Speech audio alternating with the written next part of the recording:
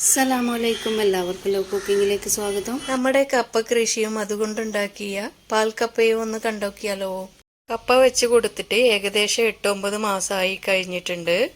വീട്ടിലെ ആവശ്യത്തിനായിട്ട് 2 എണ്ണ ഇപ്പോൾ കൊത്തിയിട്ടുള്ളൂ. അത് വെച്ച് പാൽക്കപ്പ ഉണ്ടാക്കുന്നത് എങ്ങനെയാണെന്ന് നോക്കാം. പാൽക്കപ്പയുടെ വീഡിയോ ഇതിനു മുമ്പേ ഡീറ്റെയിൽ ആയിട്ട് ഇട്ടതാണ്. കഴുകി വൃത്തിയാക്കി ഇതുപോലെ കഷണങ്ങളാക്കി തൊലി കളഞ്ഞ് ചെറുതായി കട്ട് ചെയ്തെടുക്കാം. ഇനി ഇതൊന്ന് കുക്കറിൽ ഇട്ട് കൊടുത്ത് കുക്കറിൽ മുങ്ങുന്ന വിധം വെള്ളം ഒഴിച്ച് അടുപ്പത്തോട്ട് വെച്ച് കൊടുക്കാം. ഒരു വിസിൽ വന്നപ്പാട് ഫ്ലെയിം ഓഫ് ചെയ്യാം. ഉണ്ടാക്കുന്ന പാത്രത്തിലോട്ട് ഇട്ട് കൊടുത്ത് നന്നായി ഉടച്ചെടുക്കാം. പച്ചമുളകും ചെറിയൊരു സവാളയും മിക്സിയുടെ ജാറിലിട്ട് ഒന്ന് ചതച്ചെടുത്തത് ഇട്ട് കൊടുക്കാം. ഒരു തേങ്ങയുടെ കട്ടിയുള്ള 3 കപ്പ് പാലെടുത്ത് വെക്കണം.